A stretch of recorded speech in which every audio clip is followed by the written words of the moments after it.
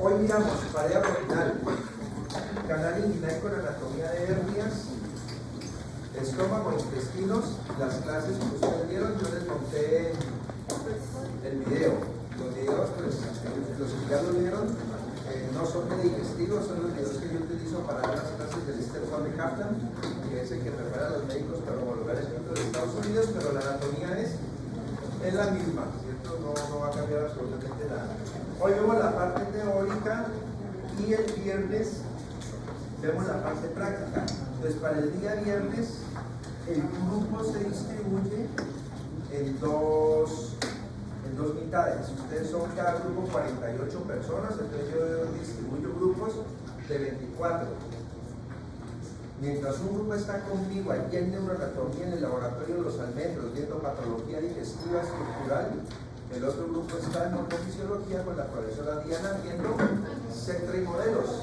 Y a la hora siguiente se cambia, el que está en Sectra se va a patología digestiva estructural y el que está en patología se va, para que todos roten por todo.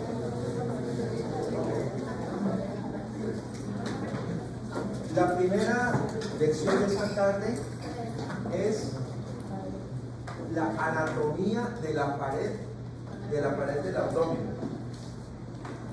Cuando ustedes escuchan la palabra parietal, significa pared. Elementos parietales del tórax, la piel, el tejido celular subcutáneo, las costillas, el esternón, los cartílagos costales, los músculos intercostales, esos se llaman elementos de pared. O sea que los elementos de pared son tejidos blandos y estructuras osteoarticulares. ¿Cómo es la pared del abdomen? Es de tejidos blandos, a diferencia del tórax, donde hay costilla, donde hay esternón, donde hay cartílagos costales. La pared abdominal está formada por tejidos blandos, sin embargo, no significa que porque los tejidos son blandos no puedan ofrecer un buen nivel de protección. Tenemos músculos abdominales, son delgados, pero ofrecen muy buena resistencia. Por supuesto, cuando la naturaleza, yo le llamo Dios, otros le llaman universo, como le quieran llamar, cuando la naturaleza creó al ser humano, pues yo creo que jamás pensó en que íbamos a coger un cuchillo para apuñalar a otro o sacar una pistola para dispararle. Entonces, por supuesto, las heridas penetrantes, generalmente donde más afectan es a nivel abdominal, porque los tejidos son blandos. Por eso es que el médico que se especializa en cirugía general, pues opera principalmente el abdomen, y el neurocirujano opera principalmente la cabeza, porque nuestra naturaleza salvaje y asesina, cuando alguien saca una pistola, pues generalmente disparan a la cabeza, o cuando van a apuñalar, apuñalan el abdomen. Entonces son los dos segmentos anatómicos donde más se sufren traumatismos inducidos por herida. Puro tejido blando, y aunque en el abdomen tenemos un eje óseo formado por las 5 vértebras lumbares, pero recordamos, las vértebras lumbares no son vértebras que pertenezcan al abdomen, eso pertenece a la columna vertebral. Entonces, hoy lo que vamos a hacer, o lo que pretendemos en esta clase, es que al final seamos capaces de nombrar las regiones abdominales. Ahora vamos a ver que el abdomen se divide en 9 regiones. Cada región tiene un nombre técnico, que es el que se utiliza en cirugía. Entonces, el paciente puede decir me duele el estómago, y cuando el paciente dice me duele el estómago, usualmente se toca cualquier parte, incluso le está doliendo la parte baja del abdomen, que es el hipogastrio, donde está la vejiga, el fondo del útero, las pruebas uterinas, y el paciente dice que le duele el estómago, y eso es aceptable para el paciente, pero no para nosotros. Entonces vamos a darle los nombres a las 9 regiones abdominales, vamos a describir esas regiones y a proyectar lo que hay en ellas. Saber, por ejemplo, que en el hipogastrio está el fondo de la vejiga, o que en el epigastrio está la región gastroesofágica, o que en el hipocondrio derecho está la vesícula biliar. Y vamos a conocer los mecanismos de inervación y vascularización de la pared abdominal. Vamos a mirar primero generalidades y límites del abdomen, luego las divisiones topográficas, la pared abdominal posterior, luego la pared abdominal lateral, la pared anterior, la vascularización y la inervación. Como es mucho tema, entonces lo que hacemos es lo siguiente: damos la clase, espero que en la noche saquen siquiera 1 o 2 horas para leer, para repasar lo que veamos hoy. Entonces el quiz lo hacemos mañana. O sea, mañana haríamos el quiz al inicio de la clase de lo que se vea, el día de hoy, para que vamos alimentando entonces de una vez el estudio del parcial. Recuerden que si dejamos todo para la última hora, pues vamos a tener ya demasiado tema. Ok, entonces en cuanto a generalidades y límites, vamos a recordar un poco la primera clase del semestre anterior. ¿Cómo se llaman las 2 grandes regiones del cuerpo? ¿La que hay en todo el centro? Región, no, línea media es región axil o región axial. ¿Y las 4 extremidades? Región apendicular. Son las 2 grandes regiones del cuerpo, axil y apendicular. Centrémonos solamente en la región axil, que es la que está representada en esta imagen. ¿Por qué se caracteriza la región axil del cuerpo humano? Porque forma cavidades. Por ejemplo, la cavidad craneal, que contiene al encéfalo, al epinefrio y al líquido cefalorraquídeo. La cavidad torácica, que contiene los pulmones, las pleuras y las estructuras del mediastino. La que vamos a hablar en esta semana, la cavidad abdominal, que contiene las estructuras gastrointestinales y el retroperitoneo. Y la cavidad pélvica, que contiene el recto y contiene estructuras genitourinarias y reproductoras. ¿Cómo se divide? Bueno, todas esas estructuras, pulmones, corazón, estómago, hígado, vejiga, todas esas son vísceras. ¿Y cómo se llama la rama de la anatomía que estudia las vísceras? No vayan a decir que se llama viscerología, porque eso no existe. ¿Cómo se llama la rama de la medicina de la anatomía que estudia las vísceras? ¿Cómo? Esplagnología. ¿Listo? Entonces, la esplagnología es la rama de la anatomía que estudia todo lo que tenga que ver con vísceras. Por eso lo que está representado aquí, en azul, en rojo, verde, se llaman cavidades esplácnicas. Entonces, la cavidad abdominal es la cavidad esplácnica más grande. ¿Cuáles serán las 5 grandes cavidades esplácnicas? Abdominal 1, torácica 2, pélvica 3, craneal 4,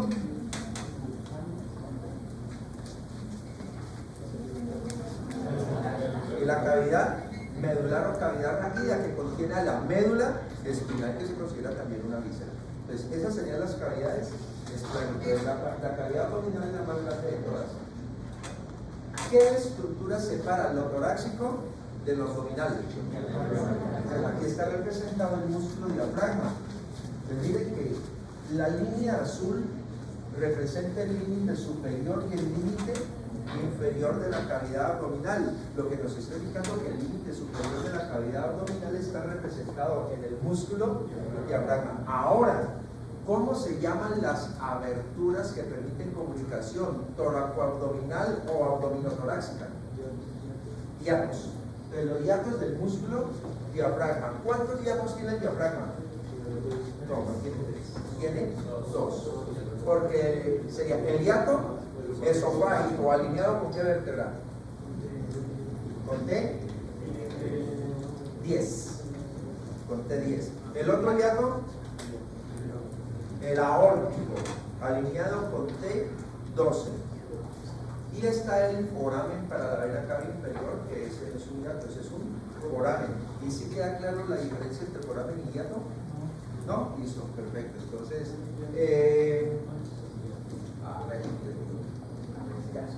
préstame tu saco.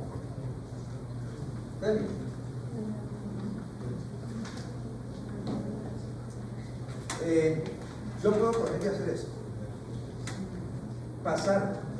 Pasar el miembro superior a través de esto. Aquí, este sería el ejemplo de un hiato.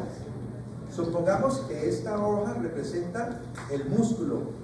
Aquí el músculo no está roto, simplemente el músculo está envolviendo, está formando una especie de lazo que envuelve. Si el antebrazo representara el esófago y el saco representara el músculo diafragma, este sería el ejemplo de un hiato. Pero para meter aquí, esto sí sería un foramen. Entonces, si la mano fuera la vena cava inferior, entonces el músculo diafragma se abre, se perfora para que pase ahí la cava inferior. Entonces, el foramen es una verdadera perforación, mientras que un hiato no es una perforación, sino que es una abertura en forma de un lazo. O sea, el músculo se dobla sobre la estructura. ¿Cómo se le llama a las hernias que se mueven del abdomen al tórax? Hernias hiatales. Entonces, la hernia esofágica puede ser un ejemplo de una hernia hiatal. Entonces, cuando ustedes escuchan en cirugía el término es que el paciente tiene una hernia hiatal, ¿en dónde se localizan las hernias hiatales? En el músculo diafragma. Generalmente el fondo del estómago está por debajo del diafragma, pero el fondo del estómago se puede mover a la cavidad torácica por el hiato esofágico. Ese sería un ejemplo de una hernia hiatal. Okay. Inferiormente, ¿hasta dónde llega la cavidad abdominal? Hasta la región de la sínfisis pública. ¿Listo? Estamos mirando aquí, en la parte superior, el músculo diafragma. Recordemos que el músculo diafragma es un músculo que tiene tres tipos de orígenes. ¿Cuáles? Esternales, costales y lumbares. O sea que el músculo diafragma se origina en la columna lumbar, en las últimas costillas y en el esternón. Por eso se hablan de folios o de hojas, una hoja esternal, una hoja costal, una hoja lumbar. Y las hojas del músculo diafragma se unen. ¿Y cómo se llama la unión de las hojas? ¿Cómo se llama esta zona? Donde se unen las hojas del diafragma. El centro tendinoso del diafragma o el espejo de von Helmont. Pues ese sería las inserciones del diafragma. Entonces, en ese centro tendinoso es donde ustedes se encuentran el foramen para la vena cava inferior. ¿Listo? Ahí estaría entonces el techo. Aquí está representada la sínfisis púbica. ¿Cómo se llama la articulación lumbosacra? Es decir, ¿qué se forma en la articulación entre la quinta vértebra lumbar y la primera sacra? ¿Cómo se llama esta prominencia aquí? El promontorio sacro. Promontorio sacro. Entre el promontorio sacro y la sínfisis púbica, esta línea que se está formando aquí se llama la línea terminal o la abertura pélvica superior. ¿Qué nos quiere decir eso? Que de la abertura pélvica superior para arriba es cavidad abdominal y por debajo de la línea terminal o abertura pélvica superior tendríamos la cavidad pélvica. ¿Ok? Entonces, la pared abdominal entonces la vamos a dividir de la siguiente forma. La pared abdominal la vamos a dividir primero en anterior, luego lateral y pared abdominal posterior. En este esquema vamos a explicar la pared abdominal posterior. ¿Qué hay en todo el centro de la pared abdominal posterior? La columna lumbar. ¿Cuántas vértebras? 5. Específicamente, ¿qué parte de las vértebras están aquí? ¿Qué parte de las vértebras? Los cuerpos vertebrales. ¿Y qué hay entre los cuerpos vertebrales? ¿Discos qué? Intercalares es para corazón. Intervertebrales. ¿Y los discos intervertebrales histológicamente qué tipo de cartílago es? ¿Cartílago? No voy a decir que hay una neurocirugía porque lo sacan de neurocirujano a pata. Entonces, cartílagos fibrosos. Porque el cartílago fibroso no se restaura porque ¿de qué carece? De pericondrio que permite la reparación. Por eso es que es tan grave la hernia discal. Okay. Los cuerpos vertebrales, los discos intervertebrales que son cartílagos fibrosos. Pero ustedes alcanzan a ver aquí en el cuerpo del L3 un tendón que se está pegando aquí. Este está en L3 y está solamente en el lado derecho. No se ve nada en el lado izquierdo, porque en el lado izquierdo está más arriba, entre L1 y L2. Esos tendones que se pegan en los cuerpos de L3 al lado derecho y entre L1 y L2, perdón, entre L1 y L2 en el lado izquierdo, se denominan los pilares o las cruces del músculo diafragma. Entonces, el músculo diafragma tiene dos pilares o dos cruces. ¿Y qué son los pilares o cruces del diafragma? Son tendones. Entonces, hay una cruz o un pilar derecho, una cruz o un pilar izquierdo. Entonces, ¿dónde se inserta la cruz derecha del músculo diafragma? En el cuerpo de L3. ¿Dónde se inserta la cruz izquierda del diafragma? Entre L1 y L2. Pilares o cruces del diafragma. Entonces, hay pilar o cruz derecha del diafragma, pilar o cruz izquierda del diafragma. ¿Qué son? Tendones. Son tendones porque el diafragma es un músculo. Vamos a mirar lateralmente a la columna lumbar, tanto a la derecha como a la izquierda, aparece un músculo. ¿De qué músculo estaremos hablando aquí? El músculo psoas, ¿qué? Psoas mayor. El músculo psoas mayor. Ese también es pared abdominal posterior. En la pared abdominal posterior hay tres estructuras: de medial a lateral, columna lumbar; lateralmente a la columna lumbar, músculo psoas mayor. El músculo psoas mayor lo estudiaron ustedes con la extremidad inferior. Es un músculo que se origina en las apófisis transversas del L2, L1, L2, L3, L4 y en los discos intervertebrales que separan las vértebras L1, L2, L2, L3, L4. Este músculo desciende por la arcada femoral. ¿Y en dónde se inserta? En el trocánter menor. El trocánter mayor. El mayor es para los glúteos y para los pelvitrocantéricos.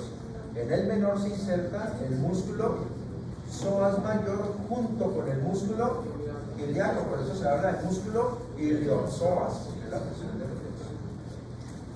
Y lateralmente al músculo psoas mayor aparece el músculo lumbar cuadrado o cuadrado de los glúteos.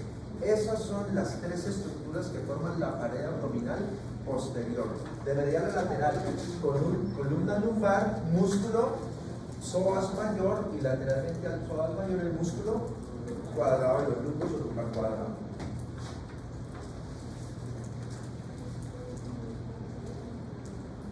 Lo que está representado en la línea roja, ¿qué sería?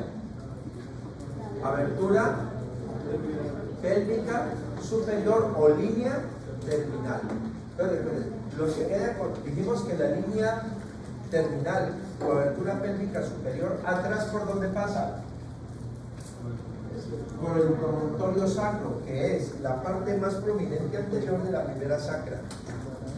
Adelante, ¿por dónde pasa la línea terminal? Por el borde superior de la sínfisis púbica. ¿Verdad que ustedes tienen un miembro inferior? ¿Cómo llama esta estructura? Ramo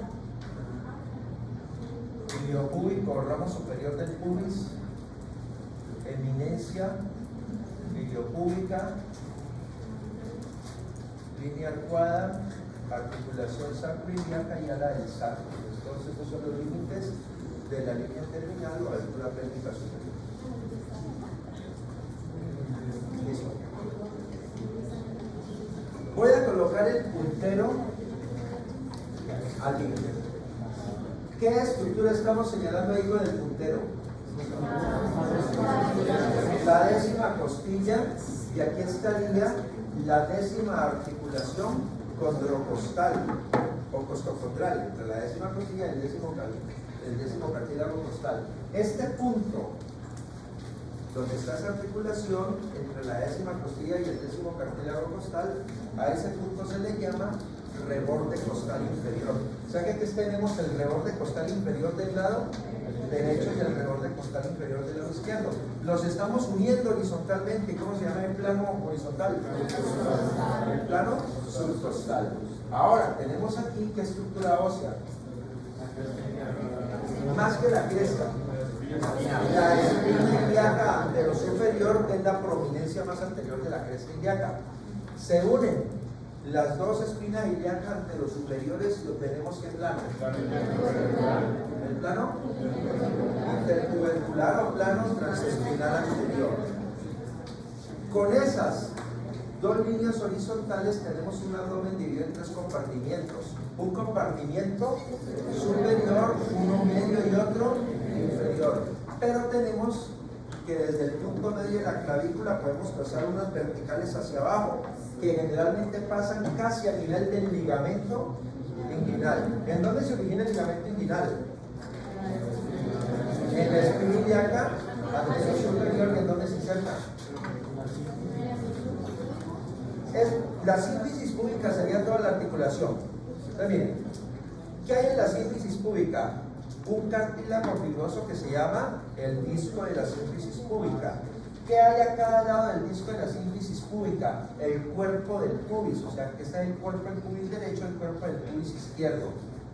Y del cuerpo del pubis se desprende el ramo inferior del pubis o ramo isquiopúbico y el ramo superior del pubis o ramo iliopúbico. Entre el cuerpo del pubis y el ramo superior del pubis, a esta prominencia se le llama el tubérculo púbico. O sea que el ligamento inguinal se extiende entre la espina ilíaca anterosuperior y el tubérculo del pubis.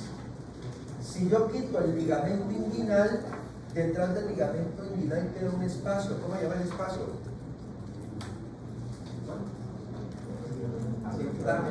Haga de cuenta que el ligamento inguinal es como la cuerda de una guitarra y usted mete el dedo por detrás de la cuerda de la guitarra. Hay un espacio. ¿Cómo se llama el espacio?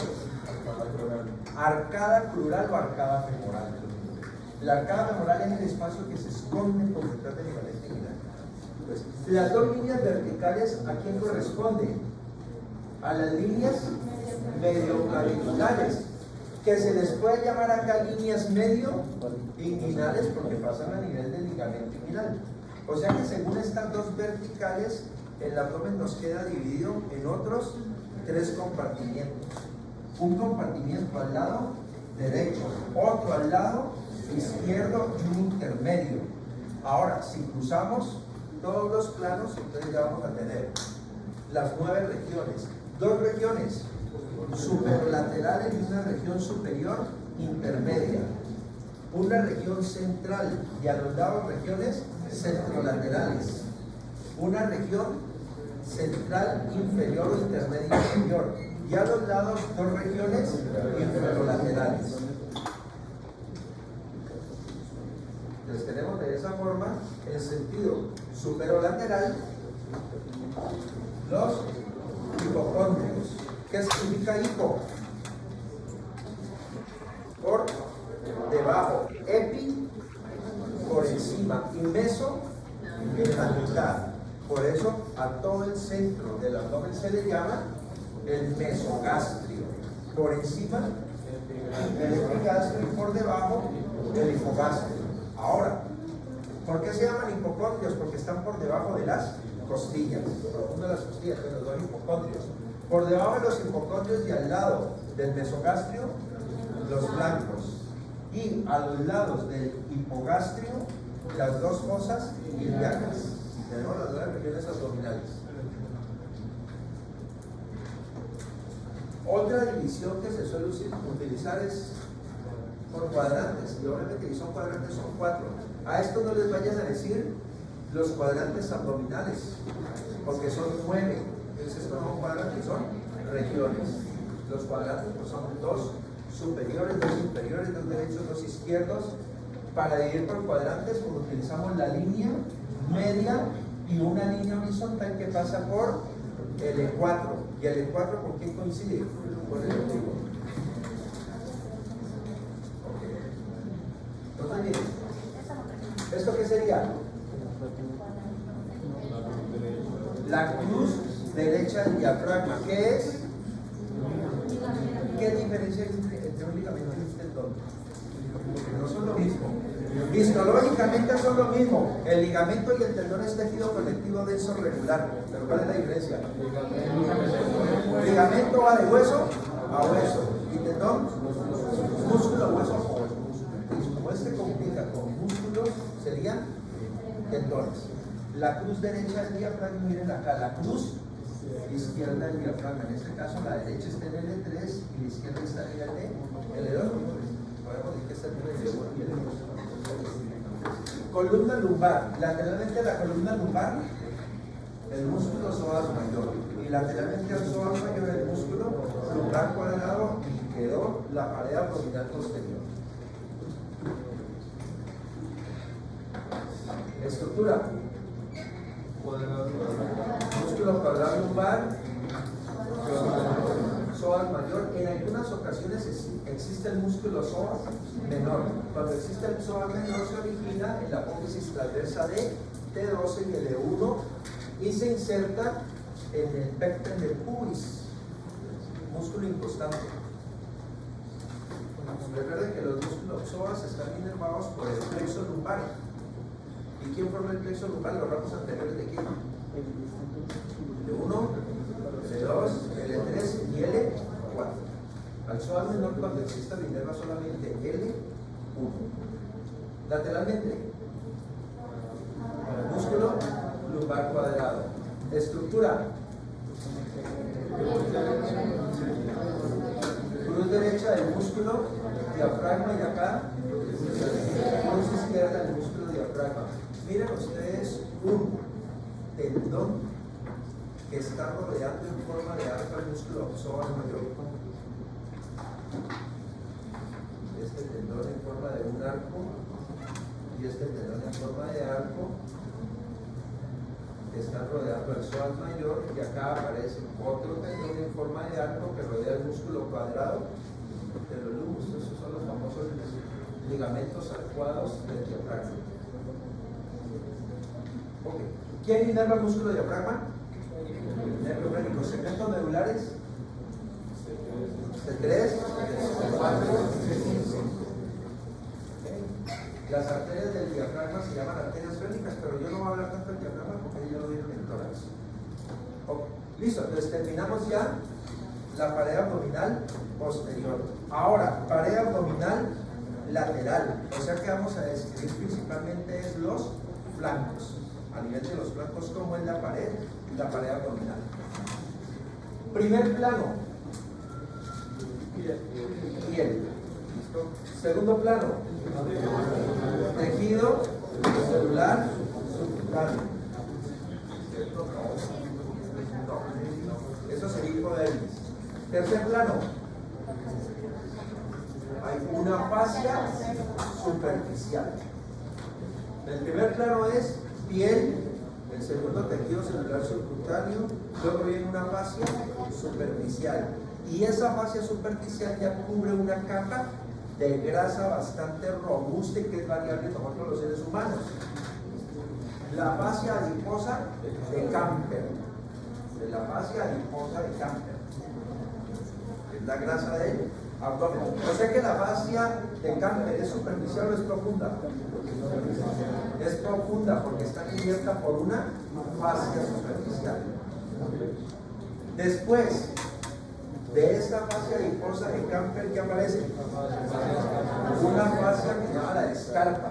¿Qué diferencia hay entre la de Camper y la de escarpa? La de escarpa es fibrosa y la de Camper es adiposa. Vamos a retirar eso.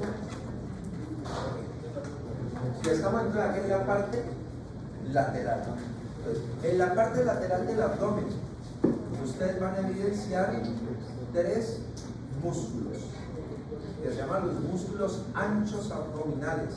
Y los músculos anchos del abdomen son, primero, el oblicuo externo. Es fácil diferenciar el oblicuo externo porque sus fibras todas bajan. Entonces, todas sus fibras están descendiendo, para que no lo vayan a confundir con el oblicuo interno, porque las fibras del oblicuo interno, las superiores suben, las medias son horizontales y las inferiores son descendentes. Entonces vamos a mirar, si retiramos el oblicuo externo aparece el músculo oblicuo interno del abdomen. Miren entonces, Aquí se cortó el oblicuo externo y se puede ver el oblicuo interno. Las fibras superiores son ascendentes, las fibras medias son horizontales y las inferiores son descendentes. Retirando el músculo oblicuo interno del abdomen aparece un tramo más profundo del músculo transverso abdominal. Acá tendría, para que lo tengan en cuenta. ¿Cuál se ha cortado aquí? El oblicuo externo que cubre el oblicuo y el oblicuo interno que cubre al transverso. Las fibras del músculo transverso, ¿cómo son? Todas horizontales. No vayan a confundir con el oblicuo interno. Las superiores, las medias y las inferiores. Profundo el músculo transverso, bueno, eso cuál sería acá. El transverso, todas las fibras son horizontales. ¿No? Y vamos a hacer ahí. Primero el músculo oblicuo externo es el que cubre al oblicuo interno, y el oblicuo interno cubre el músculo transverso del abdomen. Ahora, profundo el músculo transverso del abdomen aparece una fascia, que ahí está representada en color verde. La fascia transversal o fascia transversalis. Ya tenemos la fascia transversalis. O sea que por fuera está la fibrosa de Scarpa y la adiposa de Campbell, pero por dentro está la fascia transversalis. De todas las capas que hemos mencionado hasta el momento, la fascia transversalis es la más delgada, la más débil. Profundo la fascia transversalis aparece una pequeña capa de grasa nuevamente. La fascia extraperitoneal o la grasa subperitoneal, lo que indica que la última capa que sería peritoneo parietal. Esta anatomía es importante porque cuando ustedes vayan a rotar por urgencias, que si mal no estoy, es el décimo que rotan por urgencias, y cuando van a hacer el internado, pues por urgencias se recibe muchísimo paciente con herida.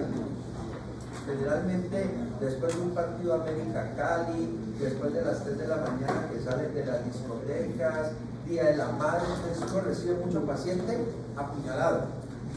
Y cuando el paciente llega chuzado de urgencias, hay que tomar una decisión. O el paciente se va para cirugía, o al paciente le hacemos localmente algo en urgencias y luego le damos salida. Mi sugerencia por experiencia es que cuando le lleguen estos pacientes, alguien que le llegue apuñalado después de las 11 de la noche no es cosa buena, ¿cierto? Y si a ese lo están esperando afuera de urgencias 6, 8, 10 personas, dele a eso salida rápido porque le va a complicar el servicio, porque lo que le están llegando son gamines, lavaperros, matones, atracadores. Entonces, ¿qué hace uno con estos pacientes? Lo primero, dígale que le va a doler porque le va a doler. Cuando usted dice que no le va a doler y además le duele, se va a emberracar. Porque ¿qué es lo que hay que hacer? Entonces nosotros nos encuantamos y después de encuantarnos le decimos al paciente que respire profundo. El paciente respira profundo y ¿qué hacemos nosotros? Le metemos el dedo con la vida. El quiero la puñalada, le metemos el dedo con la puñalada. Le decimos que respire profundo para que el abdomen se distienda, se expanda. ¿Y para qué metemos el dedo? Para ver si nosotros introducimos el dedo y el dedo rebota, ¿quién lo hace rebotar? El peritoneo parietal, que es bastante elástico. Entonces eso nos da un parte de tranquilidad, porque si el dedo rebota significa que no perforó el peritoneo parietal, o sea, rompió la pared pero no entró a la cavidad abdominal. Ese paciente no necesita irse para cirugía. A ese paciente sutúrelo rápido, mándelo con un analgésico para la casa, con antibiótico, y que se vaya a seguir dando chuzo, pero no se cambie. Ahora, si el dedo pasa derecho, ¿qué significa? Que hay compromiso del peritoneo parietal, entonces la herida sí penetró a la cavidad abdominal. Y si la herida penetró a la cavidad abdominal, tenemos dos posibilidades: que haya comprometido víscera hueca, estómago, intestinos, vía urinaria, y lo que haya dentro de eso, popó, bilis, lo que haya dentro del intestino del estómago, ¿con quién entra en contacto? Con el peritoneo del paciente se puede complicar a una peritonitis, entonces el paciente tiene que ir a cirugía. La otra posibilidad es que haya perforado una víscera sólida como el hígado. Entonces, en ese caso, ¿cuál sería la complicación? Hemorragia. Pues, las dos situaciones, el paciente tiene que ir a cirugía. Entonces, con ese ejercicio sencillo se hace. No es que igual, no es que hagamos pues, el ejercicio y digamos, no, démosle salida. Claro, se hace el ejercicio, no es penetrante. De igual manera al paciente se le hace una ecografía, y la ecografía nos ayuda con las cosas, o se le puede hacer una tomografía entendiendo la gravedad. Listo, esa es la pared entonces lateral. Ahora, la pared abdominal anterior. Las capas adelante y a los lados son las mismas. ¿Cuál es la primera capa? La segunda, tejido celular subcutáneo, fase superficial, la de Campbell, la fascia escarpa. Lateralmente el plano músculo aponeurótico, que si es lateral es solamente muscular, músculo oblicuo externo, músculo oblicuo interno, músculo transverso del abdomen. O sea que siempre en las heridas laterales hay compromiso de estos tres músculos. Profundo el transverso, fascia dorsalis, tejido subperitoneal y peritoneo parietal. Estos serían los lados. Ahora vamos a centrarnos en sentido anterior. Piel, tejido celular subcutáneo, fascia superficial, fascia adiposa de Campbell, fascia fibrosa de escarpa. Pero esto ya no tiene cara, esto ya no tiene cara de músculo. Esto tiene cara de qué? De una aponeurosis. ¿Listo? Tiene cara de una aponeurosis. Voy a dar esta diapositiva aquí. Entonces, parte muscular. ¿Qué músculo sería?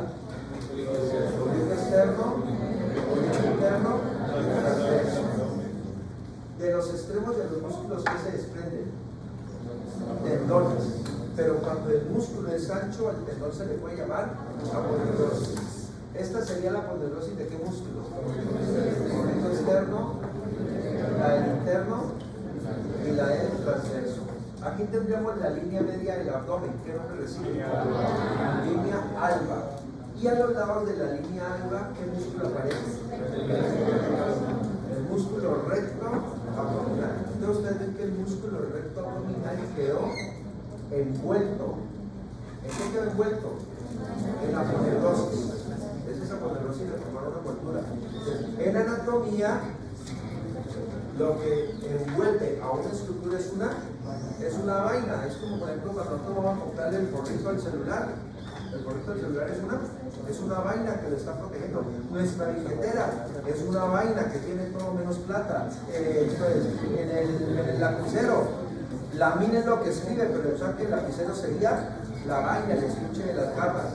Acá, el músculo recto abdominal está rodeado por una aponeurosis, y todo eso, ¿cómo se llama en conjunto?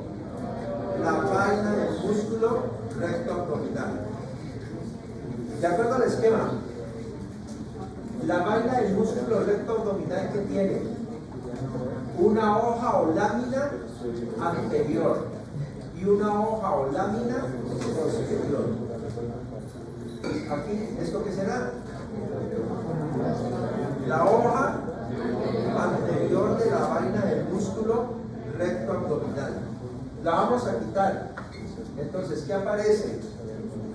El músculo recto abdominal. Aquí se ve el del lado derecho, el del lado izquierdo se ha cortado. O sea que esto aquí sería La hoja o la lámina anterior de la vaina del músculo recto abdominal, y esta que quedó acá atrás sería la lámina o la hoja posterior de la vaina del músculo recto abdominal. Lo podemos ver allí. Entonces miren la aponeurosis de quién, del oblicuo externo, del oblicuo interno y del músculo transverso del abdomen, formando una envoltura, es decir, una vaina que rodea al músculo recto abdominal. De acuerdo a lo explicado, entonces tendríamos por delante la hoja anterior de la vaina del músculo recto abdominal, luego el músculo recto abdominal y por detrás la hoja posterior del músculo recto abdominal. Luego, ¿qué sigue? El color verde. Las bases transversales, la grasa o la fascia extraperitoneal o subperitoneal y luego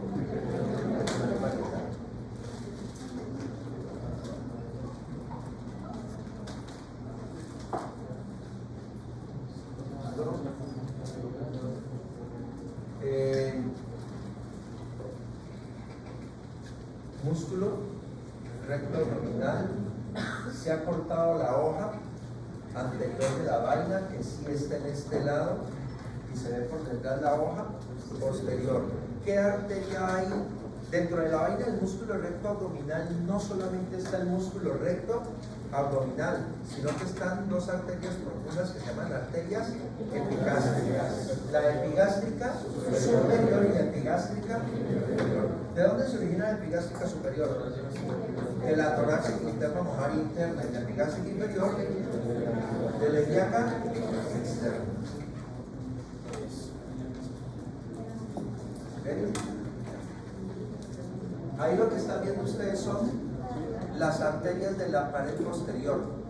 De la aorta abdominal a cada lado se originan estas arterias, que se conocen con el nombre de las arterias lumbares.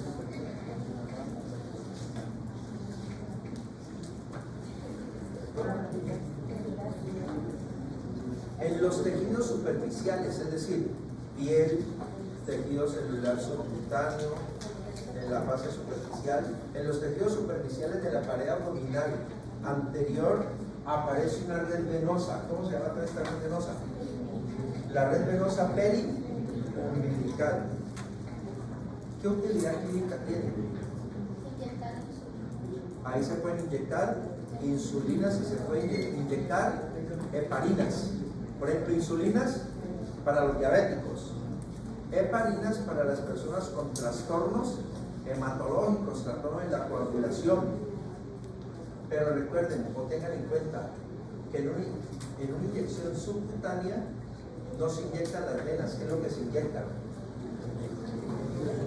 El tejido adiposo. Por eso cuando se coloca una inyección subcutánea, es al tejido celular subcutáneo o hipodermis, hay que aspirar. Si sale sangre, significa que está sobre una estructura vascular. Y si inyecta sería intravenoso. Lo puede. Pero si sale sangre retira, vuelve a inyectar, tiene que aspirar hasta que no le salga nada, indica que está entonces en la grasa. Cuando inyecta el medicamento, silencio, cuando inyecta el medicamento aquí se forma una burbuja del medicamento. ¿Cerca de quién?